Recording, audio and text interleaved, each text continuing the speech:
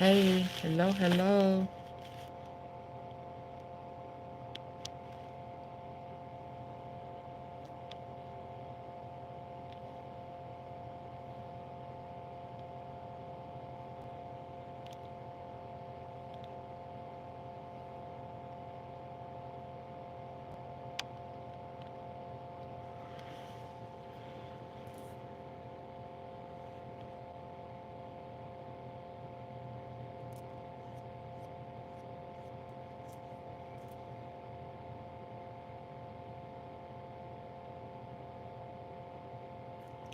Hello, come in.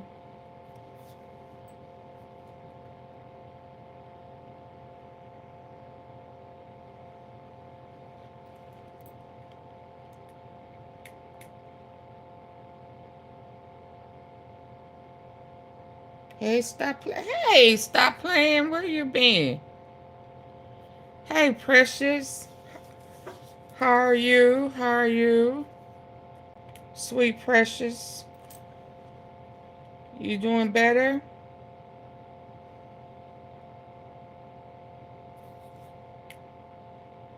I don't know where the volume at. Hold on.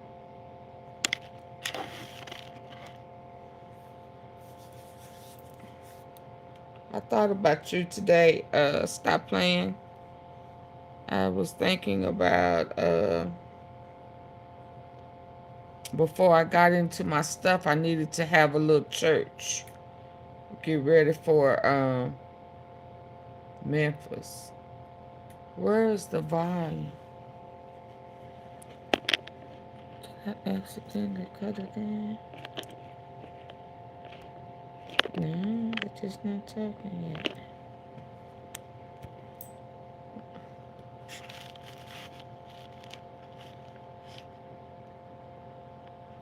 Hi, Mary. Waiting for them to start talking about what went on in them streets. In Vegas.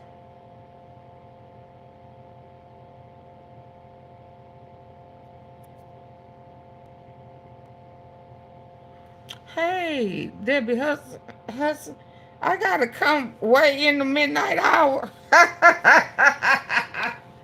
All y'all pop out. I should have went on Memphis. Cause they've been acting a fool in Memphis, baby. Where's the volume?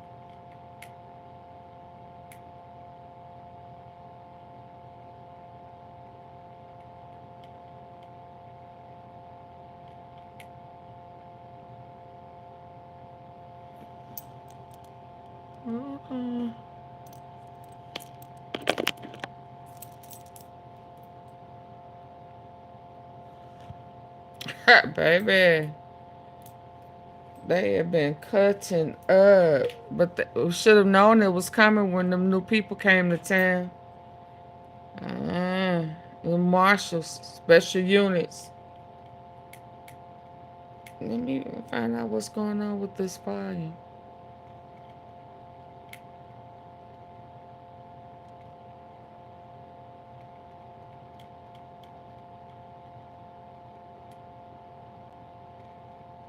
A tight-knit college in the city of opportunity. Sorry.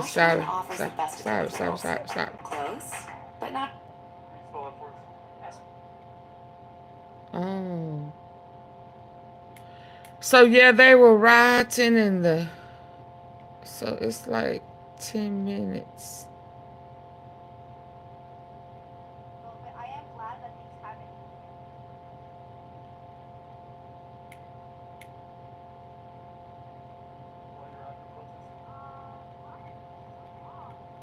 This country was built by immigrants, and immigrants deserve to be here. There's no way like they're gonna take everyone out. This is wrong. What have you seen here tonight that's frustrated you? There isn't enough people. I'm glad people showed up, but there is not enough people. But I am glad that things have been peaceful for the most part. And you wish, I'm sure, that people were staying later after. So it looks like it was quiet for up to. Peaceful for the most part. And you wish that I'm sure that people were staying later after the ones were on the street earlier. Earlier it was a little chaotic, but things have calmed down because they were trying to shoot people with the paintball guns when we first got here. But yeah. Double For people tap the watching screen, tonight, what's the messages please. you want to share with the country? Speak up and show up, because that's all that matters in the end. Because how are you gonna like repost on the social media like, oh, you know, you need to stand up for our country, stand up for your people, but don't show up when it matters. So show up and speak up. Thank you very much. Can we get your name by chance? No, I think I'm okay on that. She want to give her name, though. She said, show up and speak up. But you don't need to know my name. You ain't putting me out there like that. So what's your name?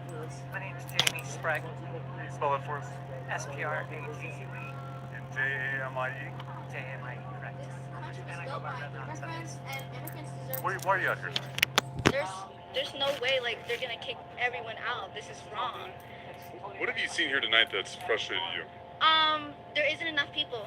I'm glad people showed up, but there is not enough people. But I am glad that things have been peaceful for the most part. And you wish that I'm sure that people were staying later after the ones that were on the street earlier. Earlier it was a little chaotic, but things have calmed down because they were trying to shoot people with the paintball guns when we first got here. But yeah. For people watching tonight, what's the messages you want to share with the country? Speak up and show up, because that's all that matters in the end. Because how are you gonna like repost on the social media like, oh, you know, you need to stand up for our country, stand up for your people, but don't show up when it matters. So show up and speak up. Thank you very much. Can we get your name by chance? No, I think I'm okay on that, you know. Good there? Sounds good. Thank you, man. Appreciate it.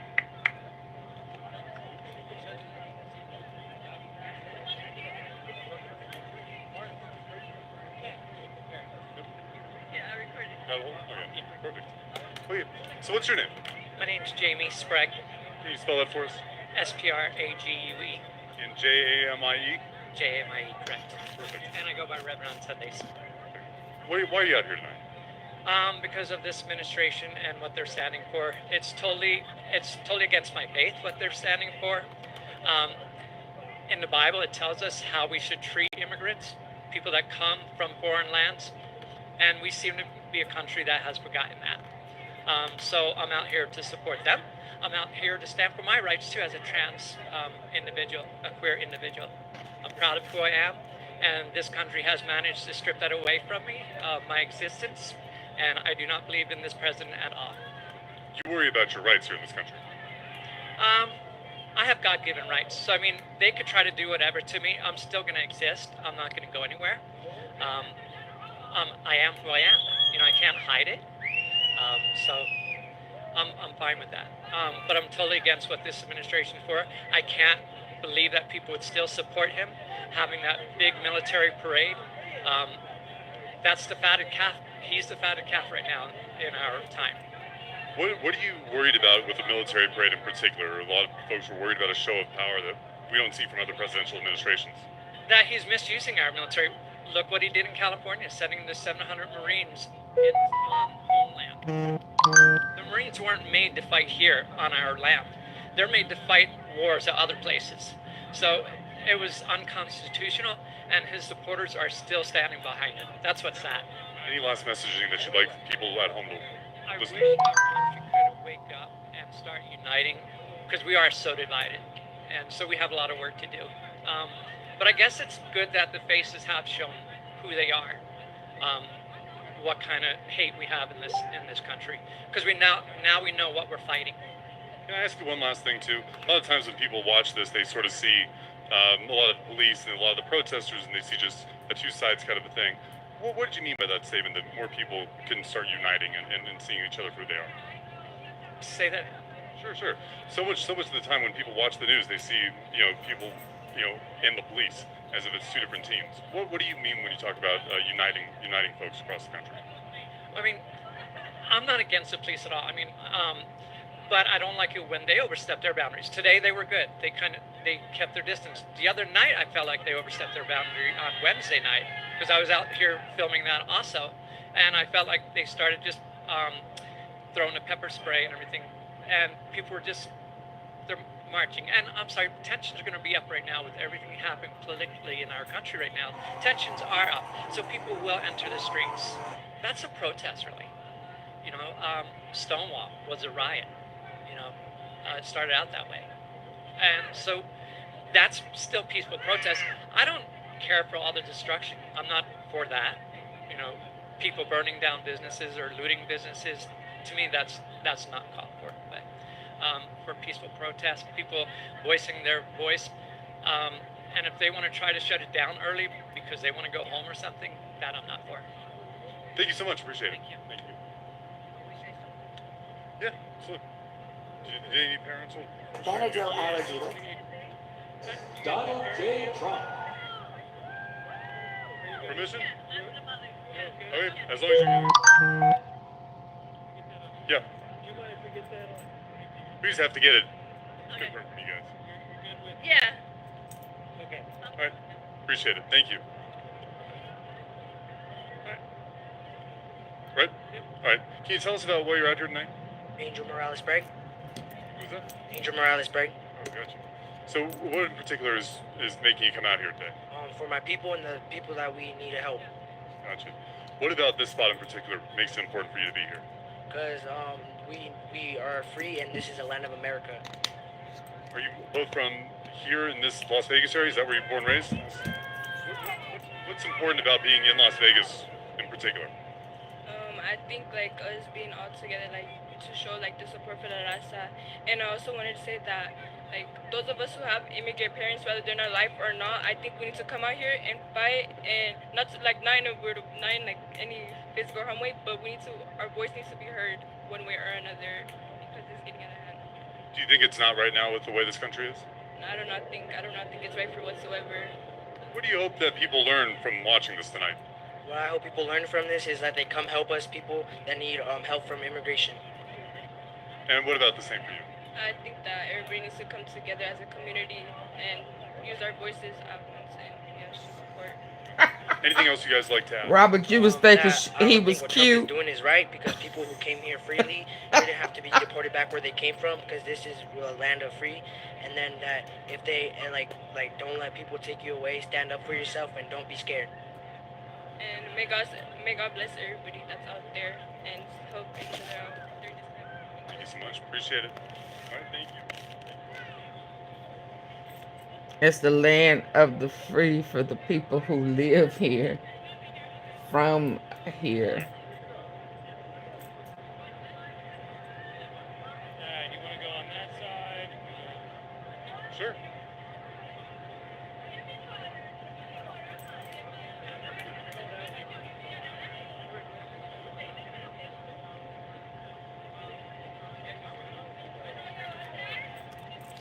There's criminals that's born in the U.S. though. What about the ones that are from here? What about those criminals?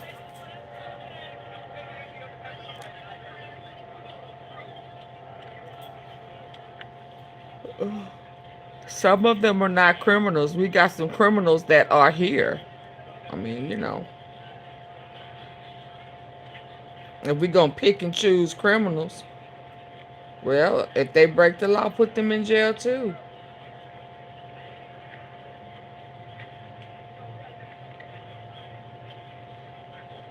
One thing is for sure, there are people in the U.S. that needs assistance and they help other countries. So what's the difference? It's not like they helping the people in this country that need help. It's some people who were born here, been here, fought for the country, and they still need help. But they still help on other foreign lands. So what's the difference?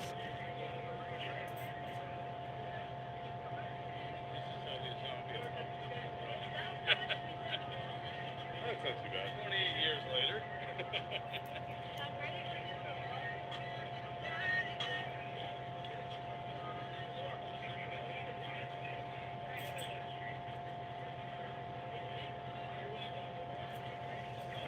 looks like as we were doing the interviews on those two sides, looks like some more people pulled it out as well.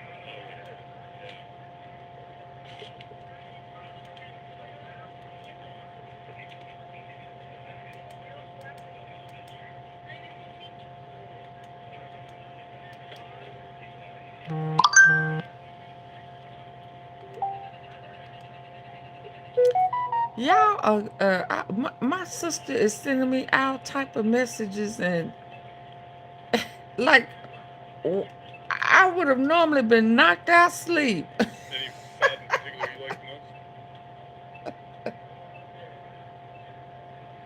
Who is Tia? Who in the world is Tia?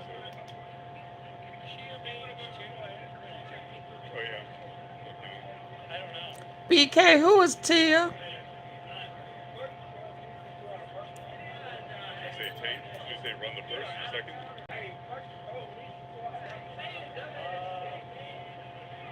Oh yeah, you told me that. Oh my God. See, I'm just up on a fluke. Y'all wide awake. Okay. I'm sorry. You did tell me that, BK. Hey. Hello. Crimes. You told me that. Shame on me. No, it's your fault because you ain't been here in a while.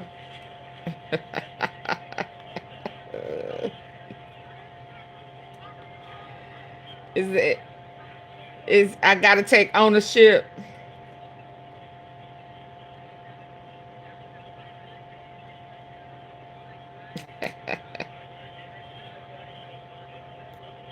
I miss my T-Steppers.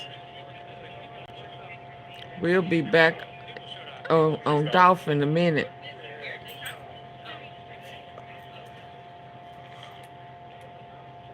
Oh, excuse me. I was trying to catch up and watch this parade. I saw people was mad about the military parade and Vegas and National Guards, and it's just a whole big old mess, ain't it? Hi, Larry.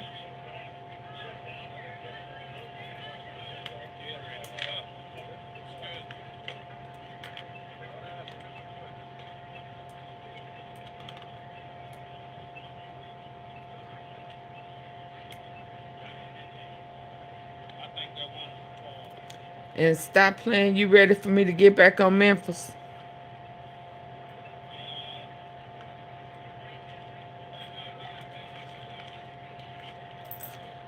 I felt so out of place last night watching what was going on in Orange Mound. I ain't gonna even lie.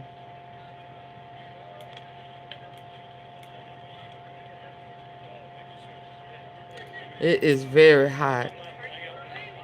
It's very hot, and and our boy ain't on the streets. CEO Jizzle. So it's like, ooh wee. Folk is catching up.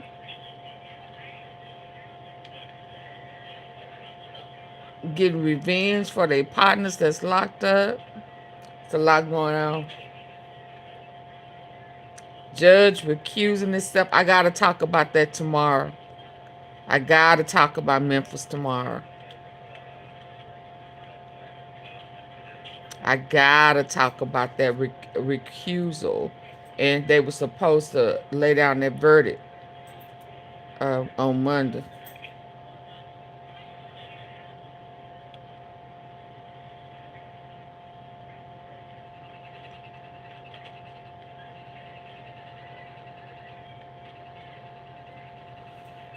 Your sugar be up, keep you up at night. You don't take no excuse me. You don't take no melatonin or nothing like that.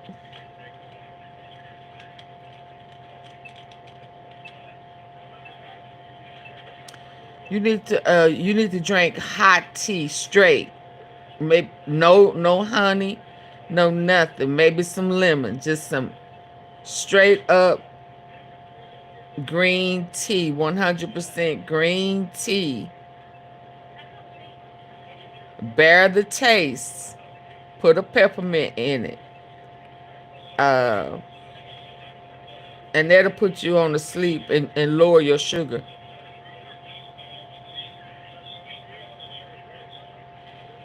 GOYAYO. Are you saying GOYAYO? GAYO. Uh,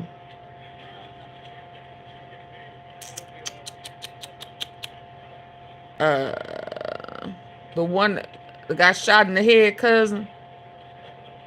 Beto cousin.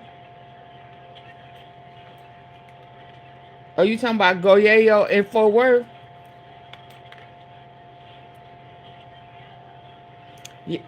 Yeah, cause YELLABEEZY trying to get some phone records from the jail.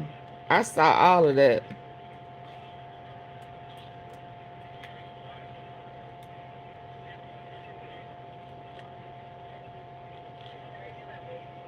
GOYAYO, YELLABEEZY trying to see who's snitching. Hey Jones, you come in speak first. Don't come in asking questions and not speaking. That's not polite. You see everybody else speaking.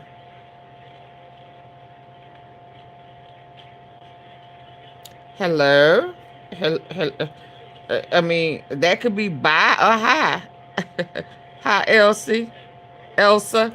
Hi, Elsa. Vegas. Vegas was cutting up tonight in the... Yeah, but my light's not up. Please don't come in asking questions. My light's not up. Oh, let me put a shield on. Yeah, I need to get the lights up.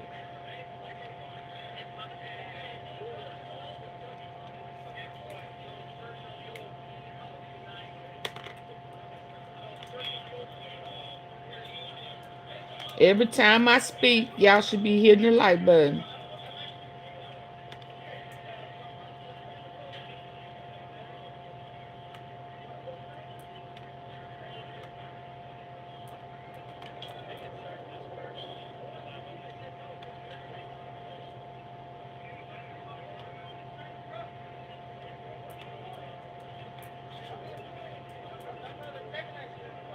Yeah, YELLABEEZY trying to be slick with it.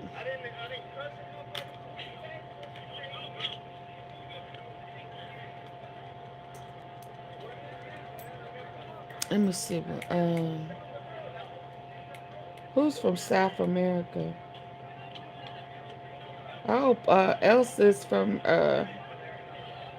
Paraguay in South America. Pure happiness. Hello. Hello.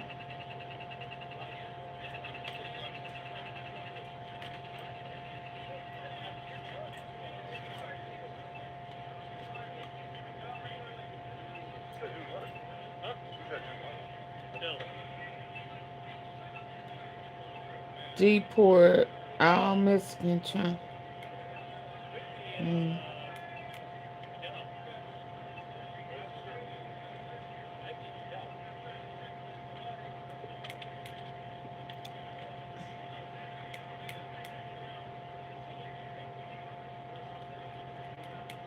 Y'all get my likes up. Double tap the screen.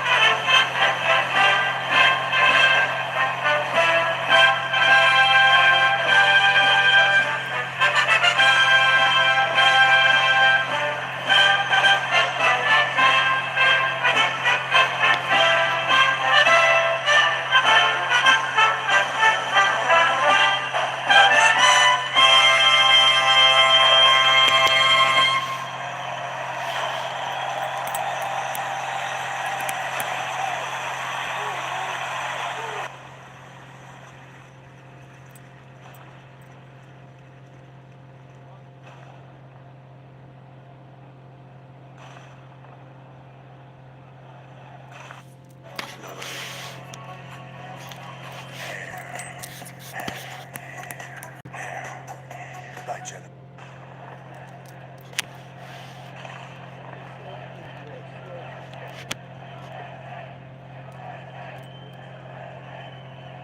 and gentlemen, to honor America, would you please rise for the singing of our national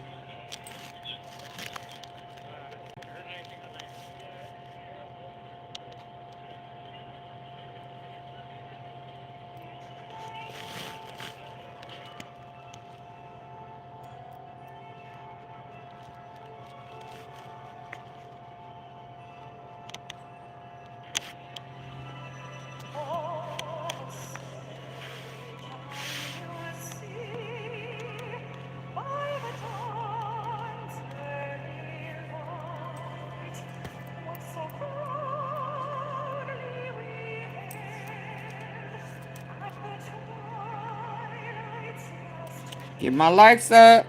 I'm gonna go back over to the other white. Y'all playing. What GOYAYO been doing?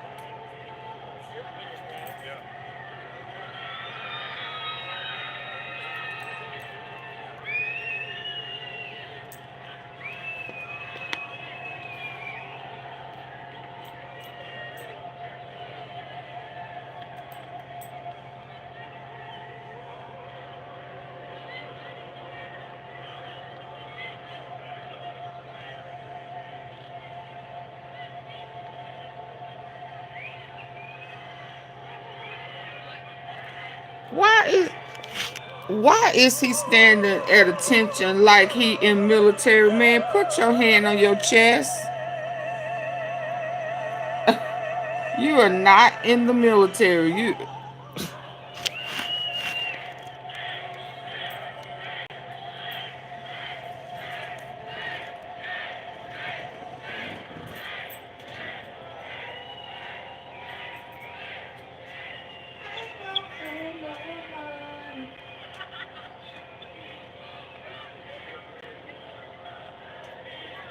You want to stay here or go in?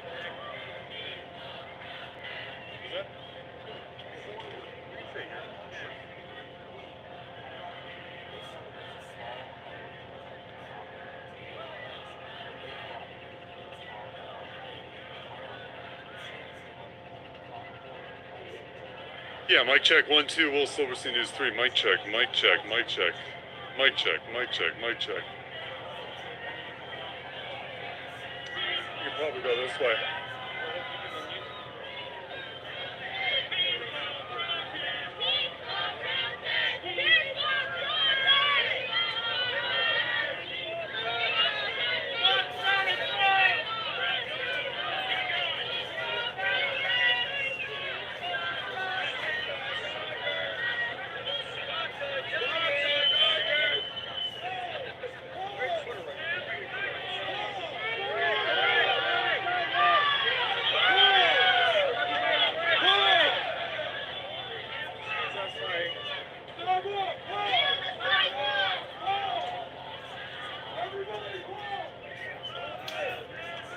Well, they knew we were going to be filming.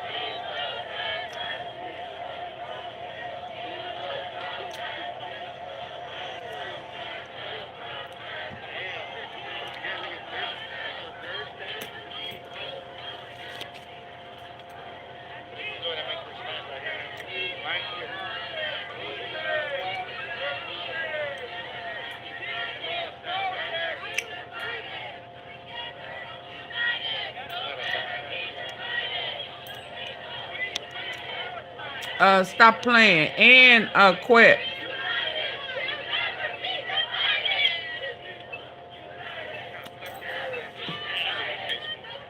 Your mama ignorant. M case beer. I just don't know where they came from. How about that?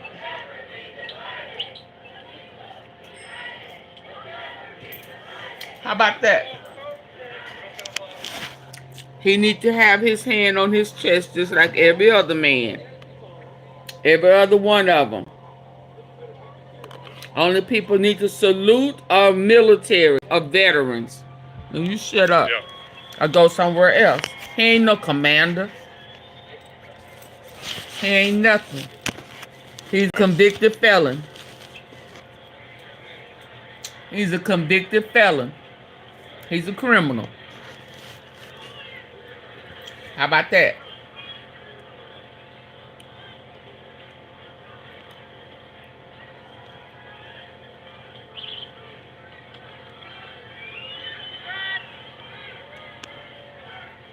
He's a convicted felon. Repeat after me.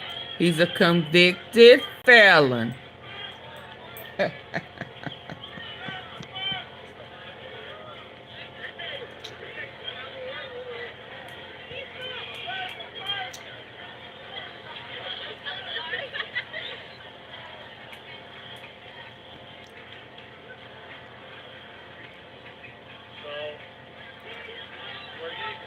So is your mama. She had you.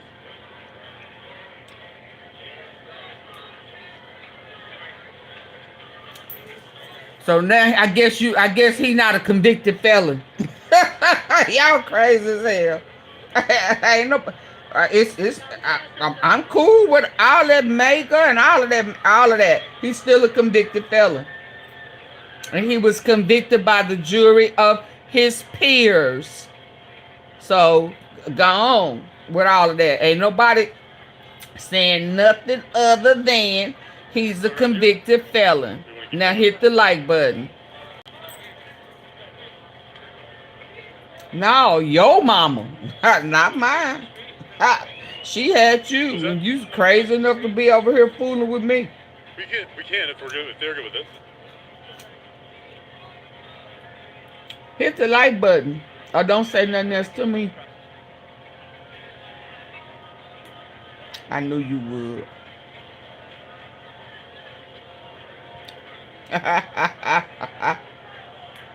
Ooh.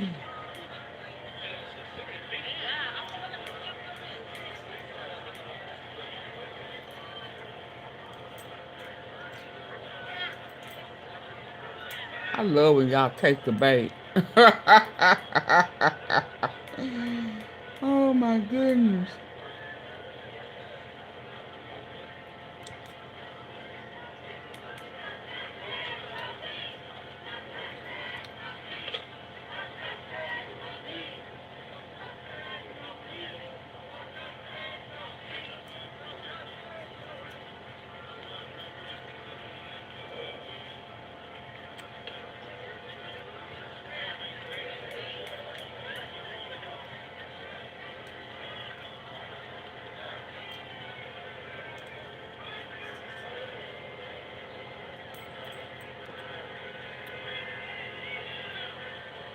I just moved over that way.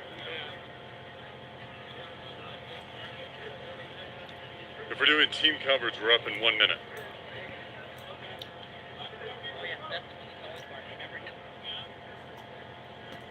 Is there a way to get me right here, I guess?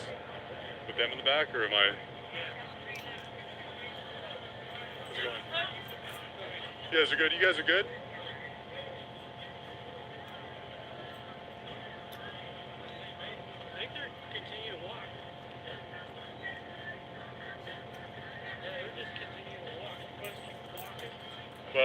Well, we're up against the red. What do you think? Once these cars go through. Yeah.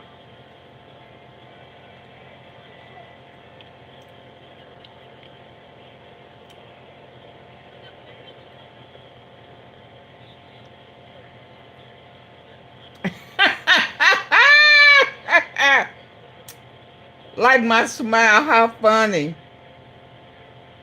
Deport all of them except your lung guy. How funny.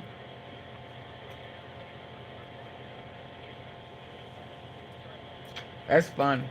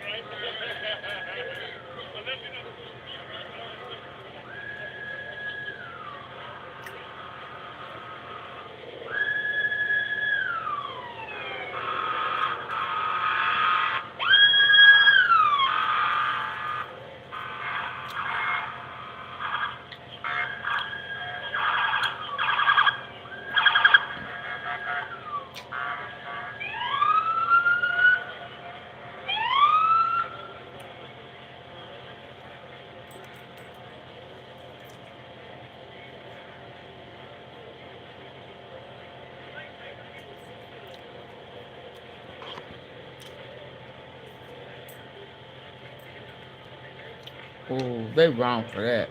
Next up is us. Do you want to run? Yeah, we can join.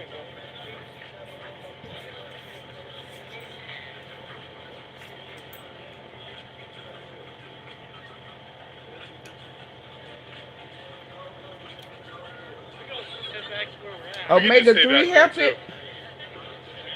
You want to go back this way? Yeah, let's just go back to Okay, where we're at. that's fine. Omega 3.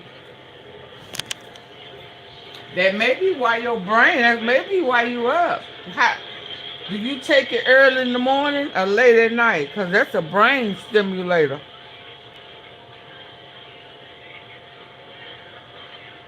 But green tea, hot green tea will, I'm telling you, it does wonders for that. But that omega 3, you take it at night? I take my omega 3 first thing in the morning.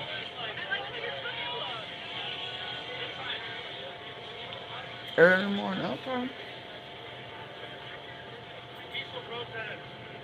But I'm saying if you say your sugar be up at night, are you talking about your husband or are you talking about your blood sugar be up at night? If you talking about your blood sugar, I would start drinking a cup of tea at night and see don't you go to Want to get sleep close to the corner? Or is and good? your numbers drop. Oh, okay.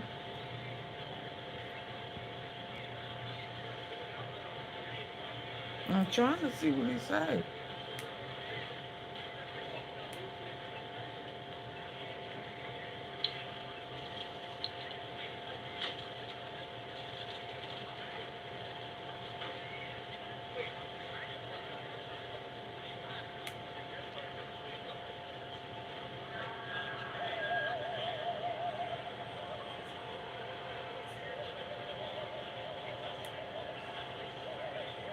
Yeah, we went from the federal building all the way over to now where we are, which is in the Fremont district, which was the site of the protest from Wednesday. So far, people who attended both protests, the one from Wednesday and the one tonight, say things have been a lot more peaceful. Now, peaceful it may have been, still, at least 5 arrests I've counted since we have been in this spot. We actually moved around this spot a little bit as protesters from across the street there were at that Heart Attack Grill, and they went from that Fremont district site. They walked in mass numbers from where you see all those police officers are, all the way back towards the next street over, and made a right turn at Cortez, and that means that they would be heading closer to the Stratosphere. Here's what one protester had to say that was at the protest on Wednesday night as well.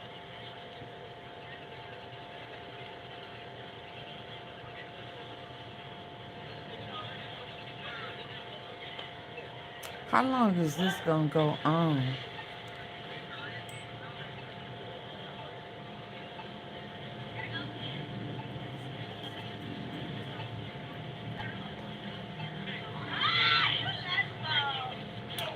Deport them for what if they gonna find a way back to get right back over here and do the same thing? And there are a couple of boarded up businesses actually right behind where a photographer is. In addition to that, you see all those darker uniformed officers that are behind us right over there. That's the Henderson Police Department. As you, Steve, as you were talking about earlier on in this broadcast, we were talking about these out of Las Vegas metro jurisdiction officers. That's just one group. Another group, as well, as you had mentioned, Clark County School District, they were also taking part in the enforcement just one block over at Bridger there. So that's what we were able to see from them there. Steve, we're going to send things back to you, and we're going to give you some more updates if we have them.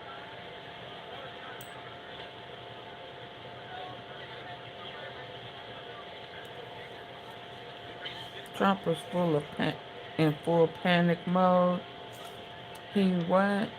He called in the Marines, yeah. But what are he in panic mode for?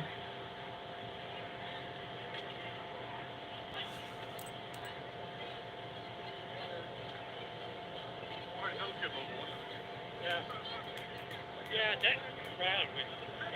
Yeah, which is funny because those guys were yelling, "Stop!" Their sidewalk and stop and pause, and they'll pause and top his lungs.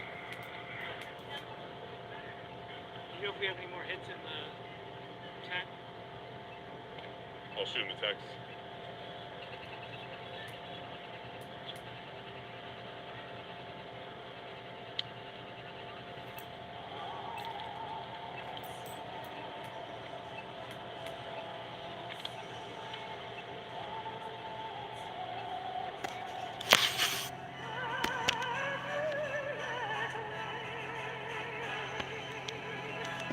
You been what? I'm having a meltdown. What does that mean?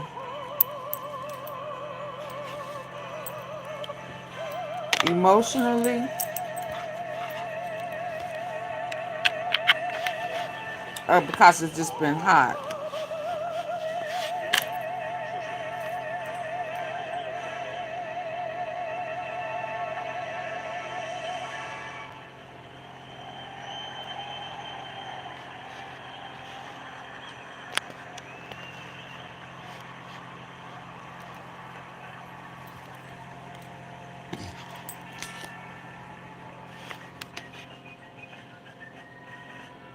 Your wallet sucks. That's why we invented the Ridge wallet. Hey, I'm Daniel, one of the founders of Ridge. My dad and I... Before we even had a country, we had an army. They started as a small, unorganized group of shop owners and farmers, but they fought the most powerful army in the entire world to a standstill in Concord, Lexington, and Bunker Hill. Then our Continental Congress chose George Washington as general of our Continental Army. But it wasn't until 1 year later, on July 4th, 1776, that news arrived of the signing of our Declaration of Independence. Now we had a new army and a new nation. With little gunpowder, no shoes, bloody feet, few cannons, little training, and even less food. Valley Forge started in December. They went into winter camp in December of 1777. Approximately 2,000 Americans died that winter of disease. They lived through hell, but they never ever gave up. Not this army, not this first American army. Finally, Washington and his army arrived here at Yorktown, where they had General Cornwallis and his powerful British army trapped in this city against the sea. All of the preparation that Washington has learned through the course of those 6.5 years meets its full force here at Yorktown, and he employs it brilliantly. Sailing from the Caribbean, the French Navy arrived and took on the British fleet. Washington decided to Lord, make his move. Our men began digging to get closer and closer to the fort, finally getting within rifle and cannon range. Naturally, George Washington chose to set off our first cannon shot. The British had two small forts in front of the main fort. They were called Redoubts 9 and 10. Then, on the moonless night of October 14th, the American and French forces attacked the Redoubts. The hand-to-hand combat with bayonets, knives, and fists was bloody, to say the least. But within an hour, we were victorious. And as the sun came up the next day, Cornwallis looked out and realized he was in serious trouble. So he prepared an all-out, desperate counterattack. It didn't work, and the British were forced to surrender. We were supposed to lose to the best army and the largest and most professional navy in the world.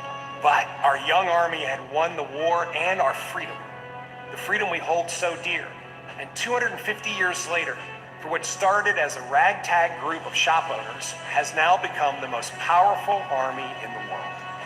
Today, many things are very different from that army here at Yorktown. But one thing remains the same. An undying passion, guts, and love for our country is deep in the heart of today's army. When I look into their faces, you can see it. That will never change. God bless the United States Army, and God bless the United States of America.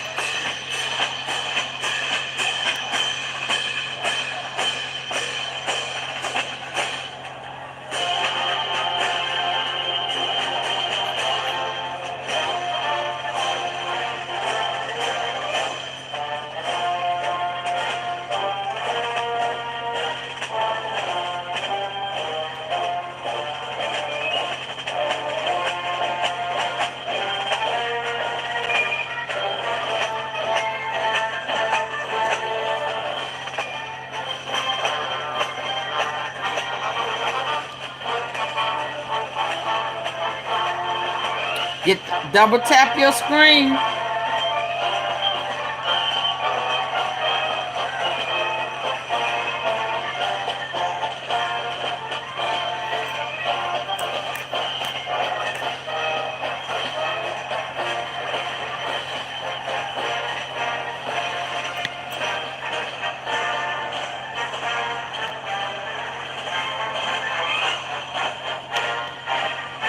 Hey, bro.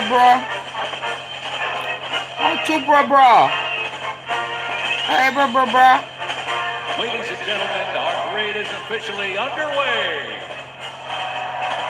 Up first, internationally renowned as one of the world's finest professional music organizations, the United States Army Band, Purging Zone. They are the premier music organization of the U.S. Army, our nation's most senior service. Stationed at Joint Base Meyer-Henderson Hall, Virginia, it plays an important musical role in events of national and international significance. They were founded back in 1922 by Army Chief of Staff John J. Pershing. They're led today by Colonel Bruce R. Pulver and Drum Major Rob Moore. Today, Purging Zone is playing a melody entitled The Army Goes Rolling Along. This was actually written in 1908 by the then Lieutenant Edmund Louis Snitz Gruber, which was a descendant of Franz Gruber, who composed Silent Night. It was originally written to be the 5th Artillery Regimental song titled The Caissons Go Rolling Along, and in 1956 the lyrics were revised by Harold Arberg as the official song of the U.S. I wonder why he didn't do all of this before when he was in office. Purging Zone carries on its century-old legacy, playing a march that brings pride to every soldier. The Army song. Why he didn't do this before? The 3rd Infantry Regiment. Yeah, why they didn't do that before?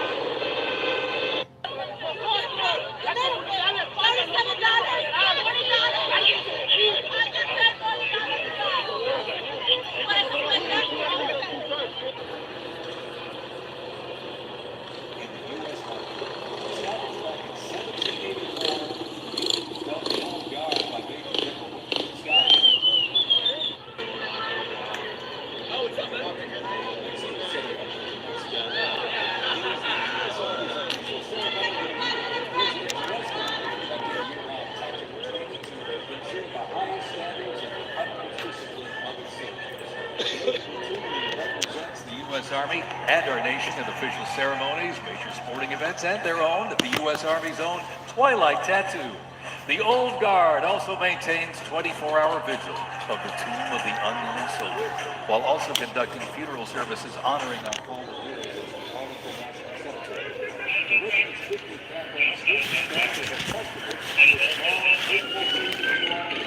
Ladies and gentlemen, the 3rd Infantry Regiment, the Old Guard.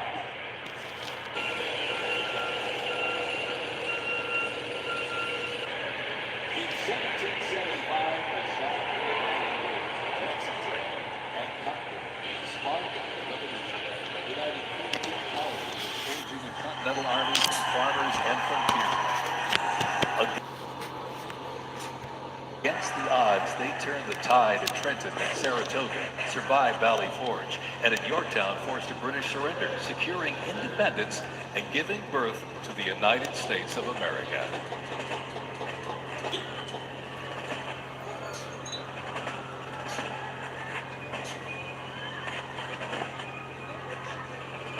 Before radios and field phones, sound was the signal.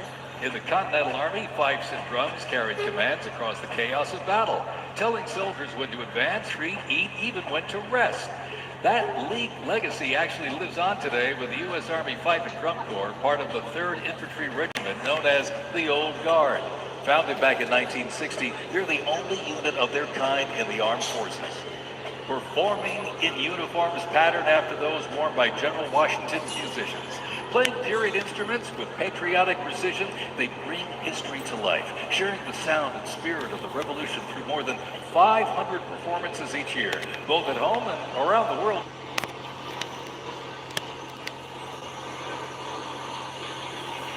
The LA County Sheriff's Department does not and will not participate in civil immigration enforcement. We have made that clear. It is not only the department policy, but county policy. But what occurs is if federal agents who are here doing immigration enforcement come under attack, they're going to ask for help. And for us at the Sheriff's Department or any law enforcement agency around us, we are going to support any other law enforcement agency that's asking for help. The help is if they're under violent attack or something of that nature, not because they need help. Picking somebody up under doing just strictly civil immigration enforcement. It's a conflict of emotions that have been going on for a long time as we've listened to the media, what's happening in all the cities around us, and now it's come to our door.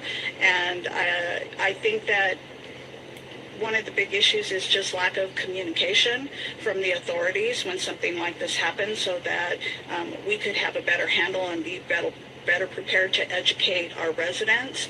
And I appreciate authorities doing their job, but I also appreciate the people who are at this point, they're just frightened. And when you handle things the way that this appears to be handled, it's not a surprise that chaos would follow.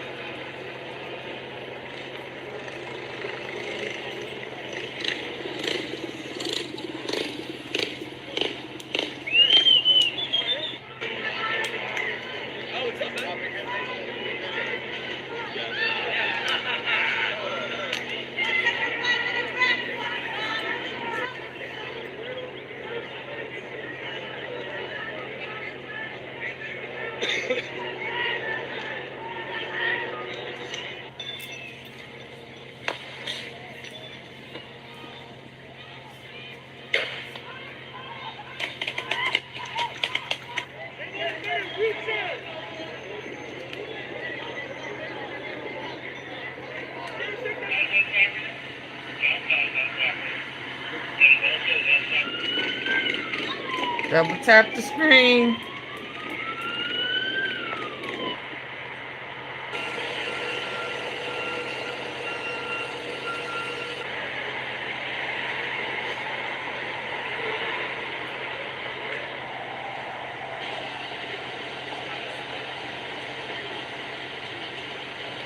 And now, from high above, ladies and gentlemen, celebrating 250 years, your United States Army parachute team, the Golden Knights. Descending at over 120 miles an hour, the Golden Knights are using flexible wing gliders to maintain their formation. They open their main canopy simultaneously and negotiate the softest possible landing. I'll tell you, they can't hear you, but they sure can see you. You can give them a great big wave, ladies and gentlemen. The Golden Knights, the finest parachuting team in the world.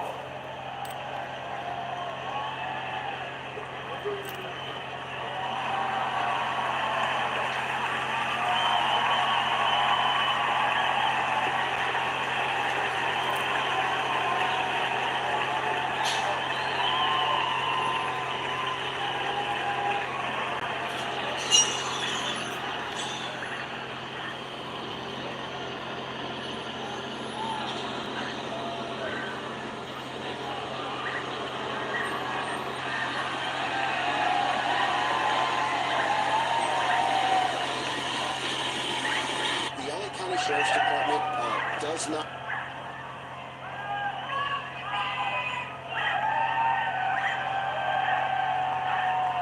Discover your new Acura right now at J. Wolf Acura. Come lease a 2025 Acura Integra for $358 per month for 48 months. Now during Summer of Performance event. Visit us today.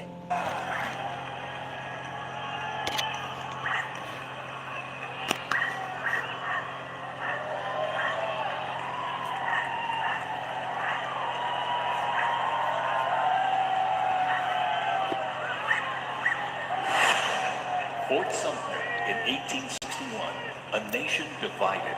Over 4 brutal years, nearly 2 million soldiers fought to preserve the Union. Among them, 5 future presidents and the first recipients of a brand new military decoration, the Medal of Honor.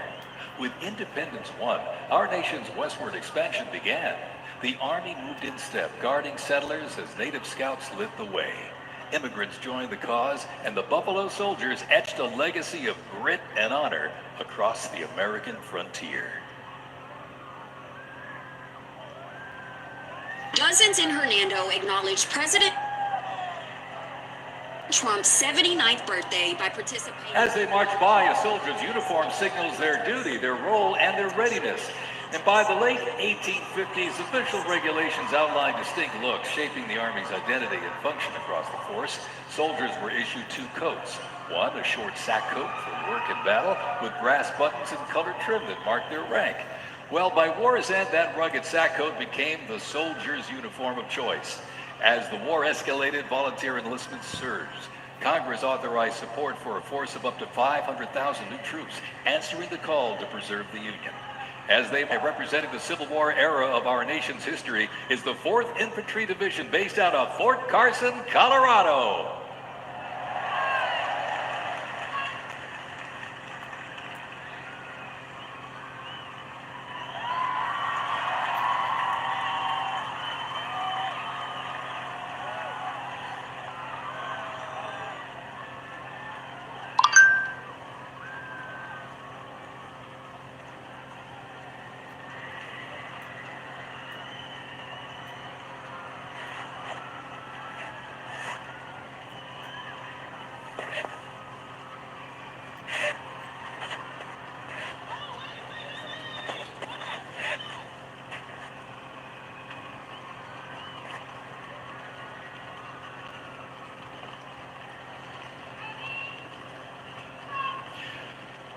From Fort Cavazos, Texas, home of legends, the 1st Cavalry Division rides with pride. Born from the thunder of horse cavalry traditions of the Civil War, the 1st team forged its reputation on the front lines of history. They stormed Manila with the flying column, charged into Pyongyang as the first to breach the line and face the brutal crucible of Ia Drang, the first of 13 named campaigns in Vietnam where they proved their mettle. Today, that same warrior spirit lives on. You'll know the name, and you'll know them by their iconic cav hats, elite soldiers, and cutting-edge equipment.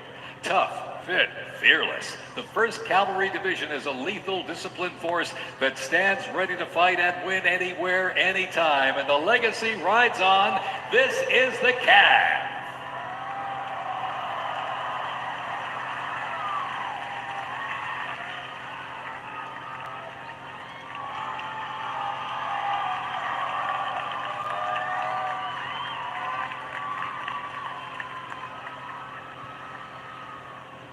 Special thanks to our sponsor, Lockheed Martin.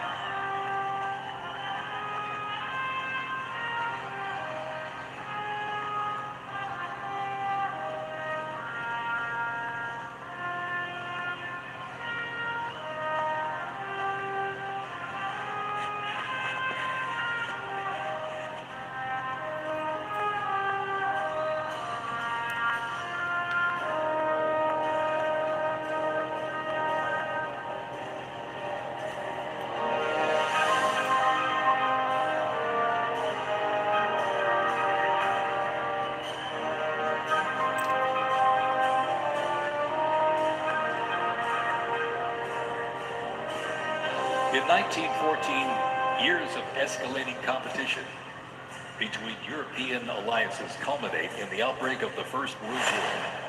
The two sides engage in the savage war of attrition, defined by opposing trenches, barbed wire, poison gas, and mass casualties. The United States initially maintained its neutrality, but was eventually drawn into the conflict in 1917. Despite having less than 130,000 soldiers at the beginning, the Army eventually grew to over 4 million, with nearly 2 million soldiers serving in Europe. In 6 months of fighting, nearly 50,000 Americans lost their lives, with another 190,000 wounded. The guns fell silent with the armistice of November 11th, 1918.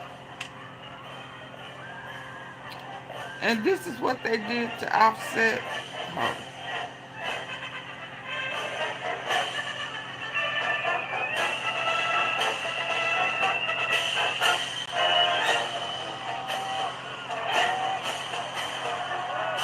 We continue on with more USA World War I rolling stock. This 1918 Dodge touring car was part of the legendary 1919 Transcontinental Convoy. 3,251 miles and 62 grueling days across the Lincoln Highway. Now remember, no pavement, no GPS, and no power steering. Just grit, determination, and the drive to push Army mobility into the future. This car literally helped pave the way for the roads we rely on today, and reminds us, when the Army moves, the nation follows. The 1918 Dodge touring car.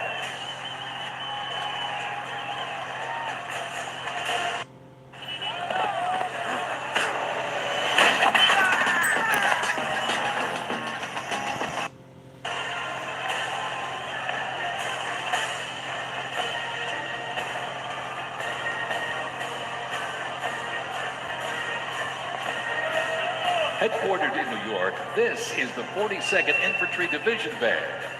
At the start of World War I, the 42nd Infantry Division was formed with troops from 27 National Guard units, stretching across the country like a rainbow, composed of skilled musicians from all walks of life and professional occupations.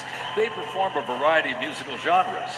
Though their mission is primarily a musical one, the members were ordered into active federal service back in 2004 in support of Operation Iraqi Freedom. The band has also served in support of numerous state active duty missions, including cleanup efforts following Hurricane Sandy, distribution support during COVID-19, and recently, support for New York State Corrections. Commanded by Chief Warrant Officer 2, Ethan Wagner, and led by Drum Major Sergeant First Class Drew Gans, the band is performing Over There, written in 1917 by Broadway composer and recipient of the Congressional Gold Medal, George M. Cohan. Representing the World War I era is the 82nd Airborne Division, based out of Fort Bragg, North Carolina. You'll notice the unit is wearing replica World War I uniforms signifying the soldiers who served our nation during this time. When the Americans entered the Great War, our soldiers under the command of General Blackjack Pershing hit the trenches in the new standard. It was the olive drab winter service uniform. Now on their heads you'll see a steel helmet with sand-textured paint built to deflect deadly shrapnel from above. Not bulletproof, but battle tough.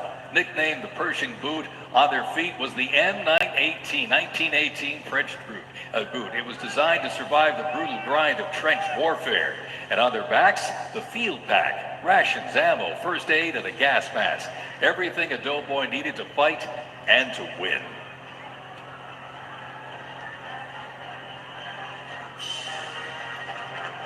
Incidentally, the 42nd Infantry Division was deployed to heavy combat abroad and then deployed again in World War II, ultimately liberating the Dachau concentration camp. The 42nd responded to the terrorist attacks on 9/11. Later, with the war on terrorism, the rainbow stretched across the world again, deploying in Iraq and Afghanistan.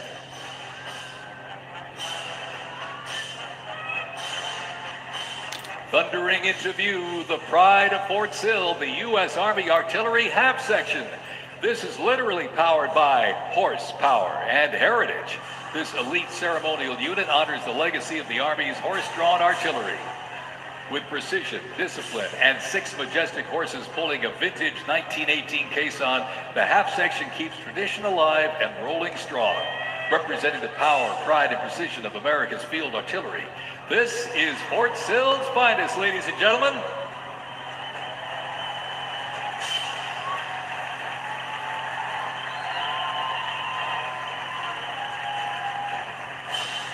Special thanks to our sponsor, Form Energy.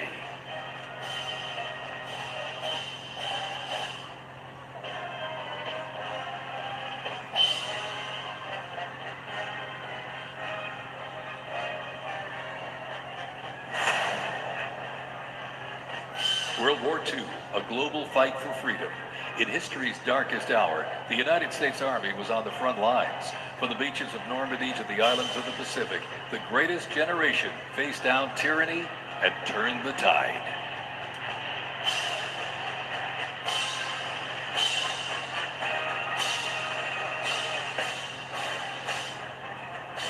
From bombers to fighters to transports, U.S. Army aircraft started to thunder across the skies in World War II. And take a look up there, ladies and gentlemen.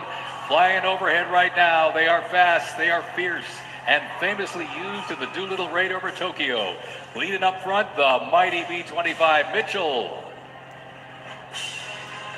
Up next, the Cadillac of the sky, the P-51 Mustang.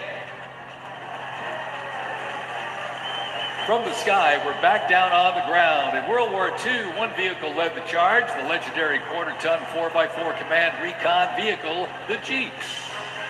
You might have a Jeep in your driveway, but not like this. The U.S. Army truck quarter-ton 4x4 command reconnaissance, better known as the Jeep, was an iconic vehicle of World War II and was the world's first mass-produced four-wheel drive vehicle. The Army used the Jeep for almost every military activity, including command vehicles, scout cars, and medical ambulances. Fast, rugged, the Jeep became a symbol of American ingenuity.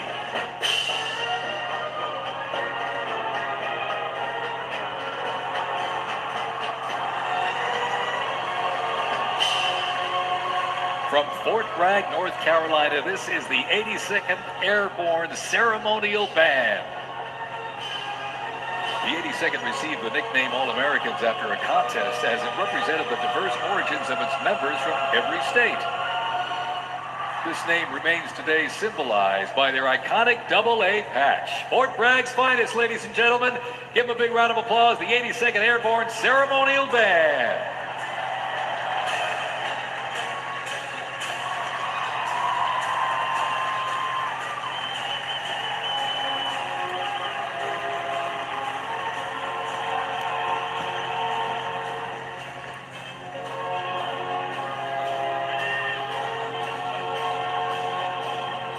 In a global fight like World War II, the U.S. Army knew our troops needed more than courage. They needed innovation. Uniforms evolved for every environment, but olive drab remained the mark of the American soldier. Shaped by lessons from the trenches of World War I, the Army introduced two battlefield essentials. The M1 helmet, tough, stable, and built to protect under fire. And the M1 Garand rifle, powerful and fast, it gave American troops a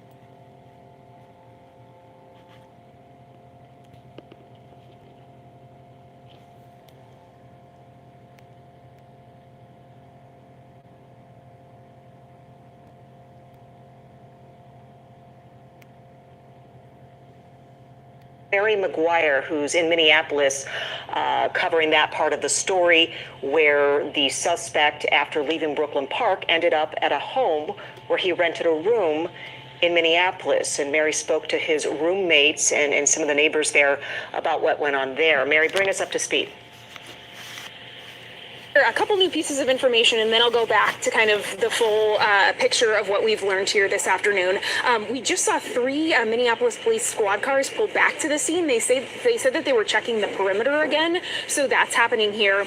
I did have a chance to sit down again with the roommate that I spoke with before. I learned a little bit more information. David Carlson has known Vance Bolter for 40 plus years. They met in the 4th grade, so that's how Vance got kind of connected to this location here in Minneapolis. He said that he didn't really hold a lot of really strong political beliefs, but he was staunchly anti-abortion. So that is a view that he really knew of. Okay, so here's how we kind of got here. Around 1:30, 2 o'clock, we did hear about a SWAT operation that was happening here at 4830 Fremont Avenue in the Camden neighborhood of North Minneapolis. When we arrived here, we saw 2 SWAT vehicles with battering rams and also using flashbangs to get inside this residence. We have since learned that Vance rented a room at this home. I'm told that there was like 5 different tenants, and what you're looking at here, this front window, that was actually his room. He had converted the front living room to his living quarters. He had his main family residence in Green Isle, Minnesota, but he came here for a couple of days throughout the month to do jobs here in Minneapolis. This morning at around 6 a.m., his roommates received a text from him, something to the effect of, I did something bad, I may be going away for a while, or I may be dead soon, and I don't want to implicate you. So they got that text message around 6 a.m. from him and had no idea what was going on, and then quickly learned what had happened to the lawmakers. Didn't know that there was a connection until all of this news started breaking, and of course the SWAT team showed up. That surveillance image of Vance that you were seeing being published by law enforcement, that was taken from the security cameras here in this neighborhood. He was wearing a cowboy hat, and I am also told that he had access to several different vehicles. Some of them were like that security vehicle that Paul Bloom has been reporting on over in Brooklyn Park, but I am told, I also have new information about that security company. His roommate tells me that that was really idea. It wasn't a fully formed company at this point. It was something that he wanted to work on, but it wasn't necessarily in motion at this point. So around 6 a.m., he came back to this location. Unclear if he went inside the house, but he was around the area. His roommates were still sleeping at that time, so they didn't have a chance to speak with him, but he went to the back. Apparently he was holding a hammer. His roommate thinks that he wanted to make it seem like there was a car break-in, so he smashed a window of one of his vehicles, and then from there they have no idea where he went. So that is why the SWAT operation was focused on this home here in North Minneapolis. And Mary, I know we talked about this earlier, but I thought it was interesting what the roommate said was found in one of those vehicles. Can you talk us more about that? Yeah, he said that he saw some receipts for armor. I asked him if there was a fascination with, military-style weapons or violence or anything like that. He said, sure, they liked it just as much as any other guy, but there wasn't like an intense fascination with violence or weapons of any kind. Mary, before we leave you, kind of tell us again, it sounds like police have returned to that location there in Minneapolis. Yeah, let me just check out the street. I think they've left, but it was 3 vehicles kind of came quickly. They came back, they sort of checked the perimeter again, and then they left. So maybe just doing some crowd control. There is, a crowd of neighbors out here, understandably wondering what the heck is going on. Right. And with a lot of questions. So they've been just checking out the scene. It appeared nothing to an emergency level. And did the roommates seem real shaken by what had happened and what occurred? Yeah, I mean, he was hysterically sobbing at points when we were speaking. Again, he has known Vance for 40 plus years. Yeah, he we're said looking that this at is not the man that he knows. Sorry, Mary, we're looking at some video that, from the scene there. Oh, yeah. To see can you imagine that being outside your front door? Yeah, absolutely. So I think kind of the combination of, having this happen to one of your longtime friends and then also having this happen to your home. I mean, the front of the home is completely destroyed. Yeah. A lot of glass. The front lawn, that's typical with SWAT operations. You see the big tire marks and things like that. But just totally destroyed, and the inside looks really, really messy as well. A quick question for you, and again, I don't know if you know the answer. I mean, there's so much talk about this suspect, and everybody wants to, get into his mind. Like, what's his motive? What is he doing? Other than the fact his roommate knew him for so many years and said he was very, anti-abortion. Anything else? Did he give you any indication of just his general demeanor? Was he friendly? We understand maybe he's married. Anything else you can tell us about him? Yes, he did say that he was married. He has 5 children. He has several pets as well. The roommate did indicate that Vance was going through some sort of financial stress right now. Again, I mentioned that security company was an idea that he had, but wasn't yet off the ground. It looks like he had taken some steps to make that a reality with the vehicles that we've seen. He perhaps had 2 of those vehicles that looked like police vehicles, but did indicate that he was going through some sort of stressful period. And they had a conversation last night where Vance pulled him aside and kind of told him what his friendship had meant to him over the years, and may have been saying his goodbyes to him. Wow. Oh, wow. Oh, that's a lot. And but this man who's known him for 40 years, yep. Surprised, shocked that this has what it's come to. Yep, David Carlson is his name, and very shocked, shaken, crying through much of our conversation. Very, very shaken about what has happened, and had no idea that this was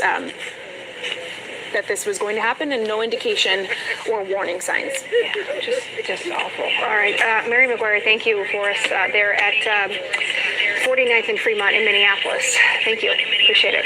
Thank you. Thanks. At carparts.com, quality is our standard. Our end-of-line testing ensures every part.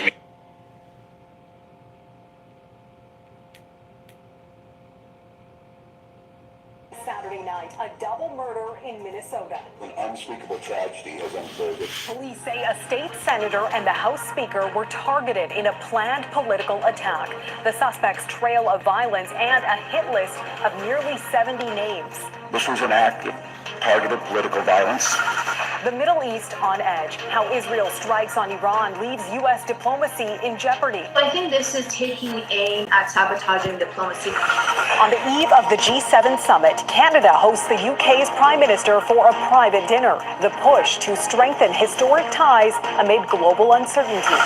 And the cross-border pub rivalry adding to the excitement for Game 5 in Edmonton as the Oilers return to home ice. Global National, reporting tonight, Nitu Garcha. Good evening and thanks for joining us. A manhunt is underway in the state of Minnesota tonight after a series of deadly shootings targeting 2 state lawmakers. One Democratic politician, a former House Speaker, has already been killed along with her husband at their home. Another Democratic senator has been injured alongside his wife.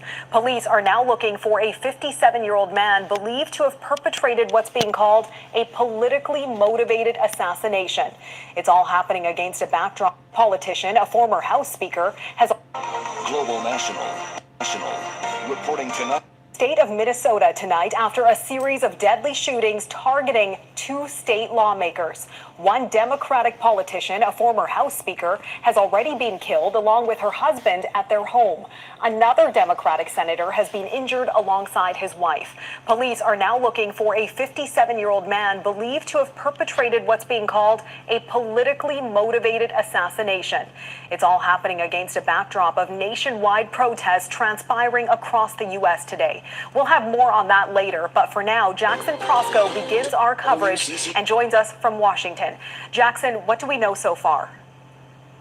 Well, Neetu, that manhunt is still underway tonight, and police warn the suspected gunman is both armed and dangerous.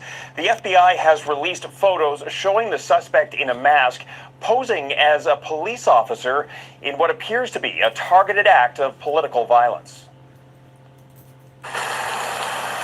The shootings unfolded in the Minneapolis suburbs. First at the home of State Senator John Hoffman and his wife. Later, when police went to check on the safety of the top Democrat in the state legislature, Melissa Hortman, they encountered a man at her home who opened fire. The suspect escaped. Hortman and her husband were found dead. My good friend and colleague, Speaker Melissa Hortman, and her husband Mark, were shot and killed early this morning in what appears to be a politically motivated assassination. Police later identified the suspect as 57-year-old Vance Bolter. They say he dressed like a police officer and drove an SUV with emergency lights. Bolter works for a security company and advertises his extensive firearms training. If they were in this room, you would assume that they are a police officer. The suspect exploited the trust of our uniforms that our uniforms are meant to represent. The search touched off a widespread manhunt. Investigators say they recovered a manifesto from the suspect's vehicle containing an apparent hit list. The nearly 70 names include top state and federal Democrats, abortion providers, and pro-choice advocates. This is the latest in a long string of attacks targeting American politicians. U.S. President Donald Trump, who has faced multiple assassination attempts himself, said such horrific violence will not be tolerated in the United States of America. Former Congresswoman Gabrielle Giffords, who survived a 2011 assassination attempt, said an attack against lawmakers is an attack on American democracy itself. Investigators say they found dozens of pieces of paper with the message "No Kings" in the suspect's car. That's a reference to the anti-Trump rallies taking place across the United States today. And there was so much concern about the potential for more violence that all of the No Kings rallies in the state of Minnesota were canceled as a precaution. Neetu? Much more to learn as new details arise. Thanks for that, Jackson Prosco in Washington. As Jackson mentioned, nationwide protests are happening across the U.S. right now for what's being dubbed No Kings Day, pushing back against President Trump's large and controversial military.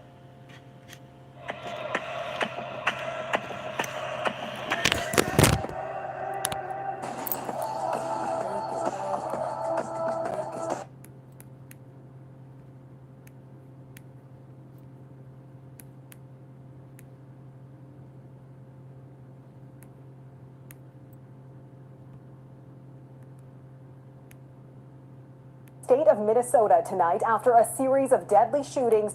These intentions has now collapsed. Reggie? Home with a brave. It's about one. For by Trump during his first actions are aimed at denouncing Trump's policies in Army's 250th birthday. It also coincides with Trump's 79th birthday. The celebration has met a barrage of criticisms from its 45 million back against President Trump's large and controversial military parade in the U.S. Capitol tonight. The rare display of America's military features thousands of troops celebrating the U.S. Army's 250th birthday. It also coincides with Trump's 79th birthday. The celebration has met a barrage of criticisms, from its $45 million price tag to what many see as an inappropriate use of the military. On top of that parade, the nationwide No Kings demonstrations are aimed at denouncing Trump's policies, including his recent crackdown on immigration, which organizers are calling authoritarian actions. Candace Cole has more on the movement and the military pomp in Washington. This is what democracy looks like. From coast to coast, some 2,000 No Kings protests are happening across the United States in opposition to Saturday evening's military parade to commemorate the U.S. Army's 250th birthday. I can remember in 2016 all the propaganda that was put out on North Korea and how they had a show for Kim Jong-un's birthday and all the rockets that they displayed and the nuclear weapons.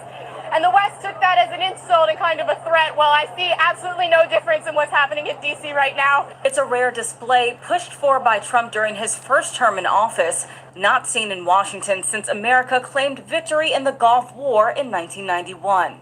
Organizers for No Kings have called Saturday, which is also Flag Day in the United States, a nationwide day of defiance to reject authoritarianism, just days after Trump federalized the National Guard and sent active duty Marines to California to quell protests against ICE raids in Los Angeles. Well, I mean, America's about democracy. What we're seeing right now is not democracy. It's about one person, their ego, their agenda. It's not really about, the land of the free, home of the brave. It's about one person trying to be a king. Demonstrators in D.C. started a day early. This footage capturing a group of veterans breaking down barricades and rushing the steps of the Capitol, where 60 people were arrested. While Republican governors in Virginia, Texas, Nebraska, and Missouri preemptively planned to mobilize their National Guard units. And Thursday, this Florida sheriff threatening protesters who get out of hand. If you throw a brick, a firebomb, or point a gun at one of our deputies, we will be notifying your family where to collect your remains at. Because we will kill you graveyard dead. We're not going to play. This has got to stop. President Trump has warned that anyone protesting the military parade will be met with heavy force. Candace Cole, Global News, Washington. In the Middle East, warned that anyone protesting the military hand. If you throw a brick, a firebomb, or point a gun at one of our deputies, we will be notifying your family where to collect your remains at. Because we will kill you graveyard dead. We're not going to play. This has got to stop. President Trump has warned that anyone protesting the military parade will be met with heavy force. Candace Cole, Global News, Washington. Hi, Andrea. In the Middle East, Iran has launched a new round of retaliatory missile attacks tonight, which has forced Israel. We're not going to play. Threatening protesters who get out of hand. If you throw a brick, a firebomb, or point a gun at one of our deputies, we will be notifying your family where to collect your remains at. Because we will kill you graveyard dead. We're not going to play. Graveyard. Units. And Thursday, this Florida sheriff threatening protesters who get out of hand. If you throw a brick, a firebomb, or point a gun at one of our deputies, we will be notifying your family where to collect your remains at. Because we will kill you graveyard dead. We're not going to play. This has got to stop. President Trump has warned that anyone protesting the military parade will be met with heavy force. Candace Cole, Global News, Washington. In the Middle East, Iran has launched a new round of retaliatory missile attacks tonight, which has forced Israelis to scramble for cover. It comes at the end of a day when Israel widened its attacks on Iran, moving to target oil and gas installations as the leaders of both countries vow to intensify their continued onslaught.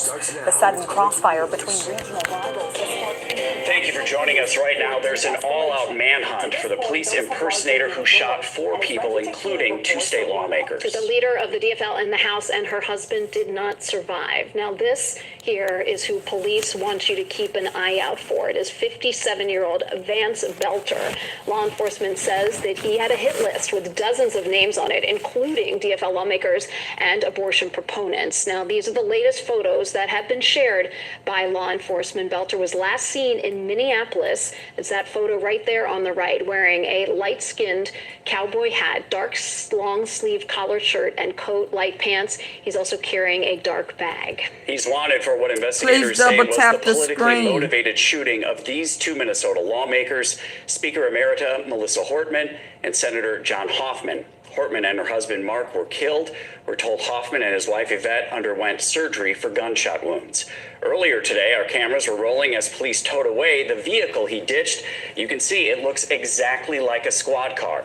Inside, police found flyers for the No Kings protests, which happened across the country today. And within the past couple of hours, armored police vehicles moved onto a property that's believed to be connected to that suspect, Belter. This is down in Green Isle. It's about an hour southwest of the cities.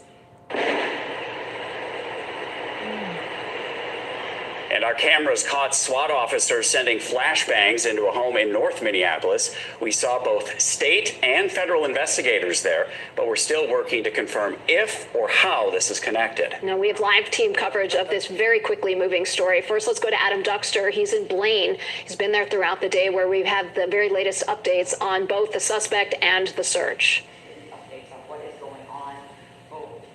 Yeah, Heather, and the biggest thing we know right now is that police, despite all their trying, still don't know where Vance Belter is.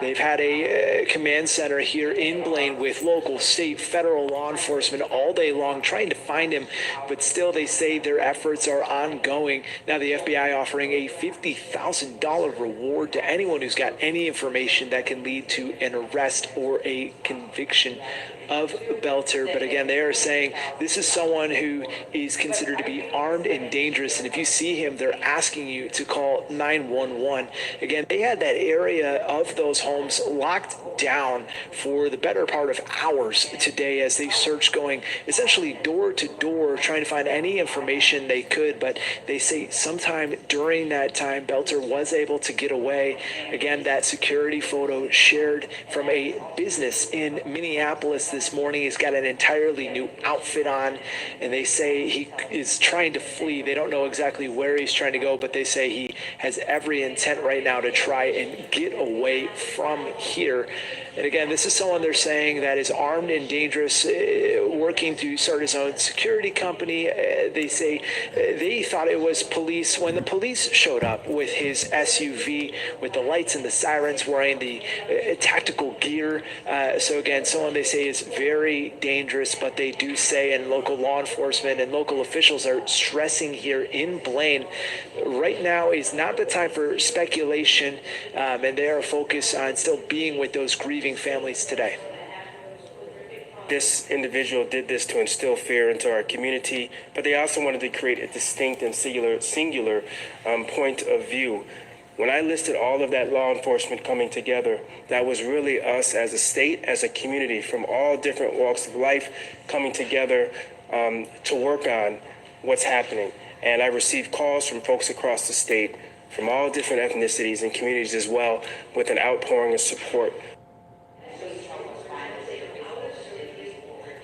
And again, earlier today, State Patrol urged people to stay home from No Kings protests, specifically one at the state capitol, which was expected to draw tens of thousands of people, as Belter had those papers in the back of his car labeled No Kings, along with the names of multiple elected officials, rather, that police say were targets. Again, still so much we're working to learn about Vance Belter, but the most important thing is that he is still on the run. He's considered armed and dangerous. There's a reward out there for him, and police are asking, if you see him, call 911 and get to safety. Yeah, that is the focus right now. Adam Duxter and Blaine, thank you. Belter's known address is a rural home in Sibley County near the town of Green Isle. That's where we find John Lauritsen. John, there's been a law enforcement presence there for much of the day. Yeah, there really has been. In fact, you can kind of see behind me right now, we have a Sibley County Sheriff's department vehicle blocking off this road. Vance Belter actually lives about another mile down and another half mile or so kind of west of here, so about a mile and a half or so away. And you'll find further law enforcement vehicles down that way as well. Now, some neighbors have been driving by on this road and not able to get to their homes, at least for now. They reported seeing a bomb squad vehicle come through earlier on its way to Belter's house. We talked to a few people who live by Vance Belter. They say the fact that he's a suspect is a shock to them.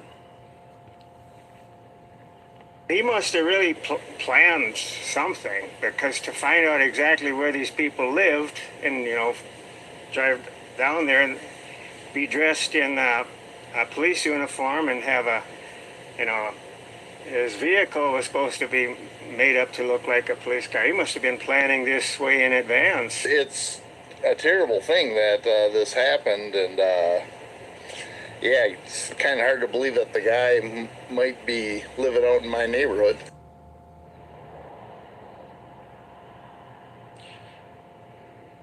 And you could see a helicopter out here as well, kind of as part of the law enforcement investigation.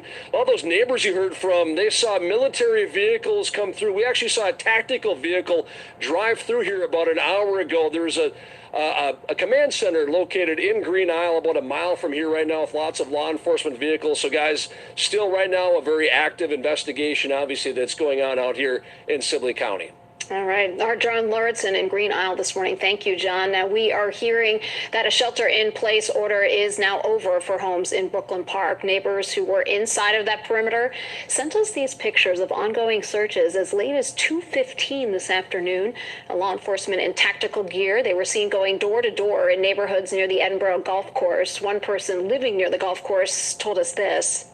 Saw around the corner the military or the police vehicles and the FBI, and they came up to the door and got a picture of them and opened the door, and they just they didn't come in, but I think they can probably tell by your body language, even if that the things were okay, and we were pretty relaxed. The pups were barking, of course, but had a conversation and basically said, stay in the house, and the same thing, stay in the house. If you see anything suspicious, let us know, and don't open the door. And once again, for those of you who live in Brooklyn Park, that shelter-in-place order, it has been lifted. Now, those officers in Brooklyn Park, they numbered in the hundreds in search of the gunman, and that is where Maria Lisignoli has been camped out. Maria, what does the scene look like now? Well, Heather, as you can probably hear, neighbors are out and about. There is people walking their dogs and chatting with each other, really trying to understand what exactly happened last night. But as you can see behind me, Speaker Emerita Melissa Hortman's house is just beyond this pond, and the BCA truck is there. There is caution tape surrounding the area, so this is still very much an active crime scene. Like I said, neighbors finally beginning to just come out of their house now that the shelter-in-place order has been lifted. But everyone I spoke with was shocked that their friends were killed in the middle of the night. Now, this morning, law enforcement and the Bureau of Criminal Apprehension surrounded the home of Speaker Emerita Melissa Hortman and her husband, Mark. Officers searched through what is believed to be the vehicle the suspect left at the home. And as you can see, it looks exactly like a law enforcement vehicle with flashing white and yellow lights on top. But then when it was towed away, you could really see the red and blue lights flashing in the windshield. The truck even had a white license plate that said police. Now, some neighbors I spoke with said they did hear commotion last night. They heard multiple rounds of gunshots before seeing police swarm the Hortmans' home. But when it comes to the Hortmans, every neighbor I talked to said they were kind and outgoing people who they would often see around the neighborhood walking their dog, Gilbert. One neighbor I spoke with just talked to Melissa yesterday. She was all bundled up because it was cold and rainy, and just the biggest smile on her face. And that's what I remember about Melissa and Mark. They just were always just happy to see you. It's tough. It's, you feel like you lost some friends today. I mean, that's how I look at it. It's not, I lost a politician. I lost two friends. It was really devastating. Yeah. wife and I, we cried, and it's really big loss, for Minnesota, for the community here. Fill up on karma. And cookies. Visit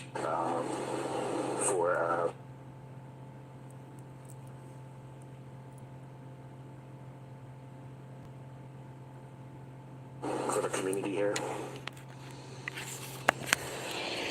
Now, the neighbors I spoke with said they rarely spoke with the Hortmans about politics. They were just people. They were their friends and their neighbors. When they did speak with them, they talked about the neighborhood, about the Hortmans' dog Gilbert, their 2 adult children, or even the giant garden in front of the Hortmans' house that Melissa would often tend to. They said there is a lot of hurt in this community, in this neighborhood right now that's going to take a lot of time to heal.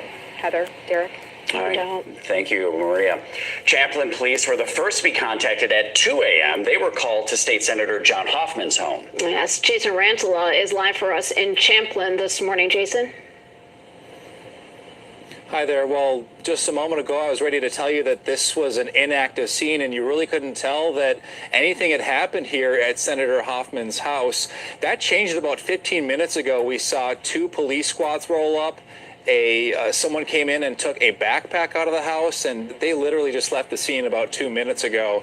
But we're actually going to show you something here. This is a definite and disturbing sign that something did in fact happen here. Take a look at the front of the doors. Our photographer is zooming in there. You see about 9 bullet holes. Just a really disturbing sight and clear evidence of the tragic act that happened here overnight. I spoke with a neighbor who says she walked past this home all the time with her dog.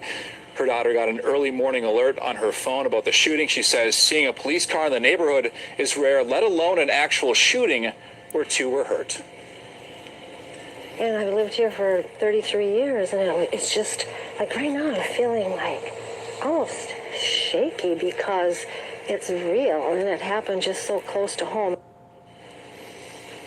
And now we're hearing that Hoffman is out of surgery and is stable. As far as his wife, who was also injured in the shooting, there's no word on her condition, but certainly some promising news for regarding the state senator and some hopeful news here for neighbors who have been on pins and needles since this news broke overnight, you guys. All right, it is. Thank you, Jason. Despite officials asking people to stay away from the Capitol rally, thousands showed up to march. Jennifer Mayerly has the latest. This is where thousands showed up today for a No Kings march and rally in opposition of the current administration. We can share that law enforcement asked people to stay home as a precaution, but here many people said they felt like it was more important than ever to show up today on a day like today. Now, roughly 1,000 people marched from St. Paul College. They were chanting and holding signs here on their way to the state capitol, where they joined thousands of others.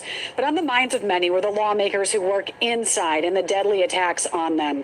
Now, a couple from Roseville told me we need to get back to focusing on the values of America, like kindness and helping one another. They say they feel like it was more important to come together when they feel democracy is under attack. Very sad day for America. We need to do something, America. Come together and stand up for what's right. Humanity. It's great to see all these people here and realize that we're not the small number that it feels like sometimes. So I feel emotional about that. It's a very positive thing, but what a horrible day. And that was a sentiment from so many people out here today, also sharing that they weren't going to let fear win. They said they are afraid for our country and they want to fight for our country, using the words both uplifting and somber in the same sentence to describe the feeling and the emotion out here today. Many heartbroken over the tragic events of the early morning hours. Back to you. Your neighborhood. Thanks, Jen. We'll continue to cover this breaking story on air and online at WCCO.com. So when we talk about today's victims, these are lawmakers that we're talking about, but they're also parents, they're people, they're about politics. They were just people. They were their friends and their neighbors. When they did speak with them, they talked about the neighborhood, about the Hortman's dog Gilbert, their 2 adult children, or even the giant garden in front of the Hortman's house that Melissa would often tend to.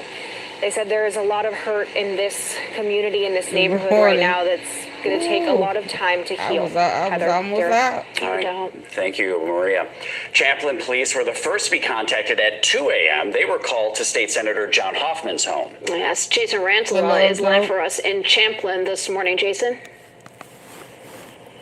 Hi there. Well, just a moment ago, I was ready to tell you that this was an inactive scene, and you really couldn't tell that anything had happened here at Senator Hoffman's house. That changed about 15 minutes ago. We saw 2 police squads roll up. Someone came in and took a backpack out of the house, and they literally just left the scene about 2 minutes ago. But we're actually going to show you something here. This is a definite and disturbing sign that something did in fact happen here. Take a look at the front of the doors. Our photographer is zooming in there. You see about 9 bullet holes. Just a really disturbing sight and clear evidence of the tragic act that happened here overnight. I spoke with a neighbor who says she walked past this home all the time with her dog. Her daughter got an early morning alert on her phone about the shooting. She says seeing a police car in the neighborhood is rare. Y'all let please alone double an actual tap shooting where 2 were hurt. Your I've phone, lived here for 33 screen on your years, phone. and it's Double just, tap, please. Like right now, I'm feeling like almost shaky because it's real and it happened just so close to home. And now we're hearing that Hoffman is out of surgery and is stable. As far as his wife, who was also injured in the shooting, there's no word on her condition, but certainly some promising news for regarding the state senator and some hopeful news here for neighbors who have been on pins and needles since this news broke overnight, you guys. All right, it is. Thank you, Jason. Despite officials asking people to stay away from the Capitol rally, thousands showed up to march. Jennifer Mayerly has the latest. This is where thousands showed up today for a No Kings march and rally in opposition of the current administration. We can share that law enforcement asked people to stay home as a precaution, but here many people said they felt like it was more important than ever to show up today on a day like today. Now, roughly 1,000 people marched from St. Paul College. They were chanting and holding signs here on their way to the state capitol, where they joined thousands of others. But on the minds of many were the lawmakers who work inside and the deadly attacks on them. Now, a couple from Roseville told me we need to get back to focusing on the values of America, like kindness and helping one another. They say they feel like it was more important to come together when they feel democracy is under attack. Very sad. Sad day for America. We need to do something, America. Come together and stand up for what's right. Humanity. It's great to see all these people here and realize that we're not the small number that it feels like sometimes. So I feel emotional about that. It's a very positive thing, but what a horrible day. And that was a sentiment from so many people out here today, also sharing that they weren't going to let fear win. They said they are afraid for our country and they want to fight for our country, using the words both uplifting and somber in the same sentence to describe the feeling and the emotion out here today. Many heartbroken over the tragic events of the early morning hours. Back to you. Thanks, Jen. We'll continue to cover this breaking story on air and online at WCCO.com. So when we talk about today's victims, these are lawmakers that we're talking about, but they're also parents, they're people, they're Minnesotans. As this photo shows, Melissa Hortman was a proud mom to 2 kids. She told our Esme Murphy recently, aside from session, she's been pouring her heart into planning her son's wedding. Melissa was a native to Minnesota, raised in the North Metro, a Blaine graduate. She went to Boston University for college, working in support of then Senator Al Gore and John Kerry. She took that passion home and served her state legislature for 19 years. Melissa and her husband Mark, who the DFL shows us were together just last night, both lost their lives in today's targeted assassination. And the other victims now fighting for their lives, they are parents shown right here. John Hoffman is a lawmaker, as you see He's also a dad. You can see him with his daughter, Hope. Hope has a disability, and Senator Hoffman fights tirelessly for disability rights and that people like his daughter, who uses wheelchairs and scooters, that they have access to public buildings and basic rights. Now, he and his wife survived today's shooting. They're being treated right now at HCMC. Governor says that he is cautiously optimistic that the couple will pull through. Now, Senator Amy Klobuchar, she is a close friend and colleague of both Melissa Hortman and John Hoffman. She joined us in studio just about a half an hour ago to talk about this tragic loss. She shared how security threats have changed the landscape. In order to do your job, you know, you want to be able to say, I'm going to be on the corner of this shopping mall a week before so everyone can come and hear you. But every bit of advice you're given is don't do that. Just kind of show up and that makes it so you feel like you're not really there for your constituents like you should. But that has been a complete change over when I first started in politics, where you would be much more overt about where you were and where you were available. Now, in this case, again, I just don't want to make, whether it's what motivated this madman or whether it is, you know, what happened here with the facts about how he got to where he was. I don't know what they were. I just know that Melissa and John, one still hanging in there, the other one we've lost, were two legislators that made themselves available. And that's the truth at the state, city levels. I mean, they're there all the time, right? They don't have big security gates, especially people of reasonable means themselves. And so, you know, ring camera, but this guy was so manipulative and so evil that he manipulated them into opening the door. And we've heard that lawmakers here in the state have had really good support from law enforcement when it comes to any of those concerns that have come up over recent years. Exactly, and they've been just stellar. And in this case, the fact that I've talked to some of the other senators from other states from both parties who've called me today, and they just couldn't believe that, you know, they find out about this horrid crime scene, but they decide on their own, well, we better go check out the Hortman house.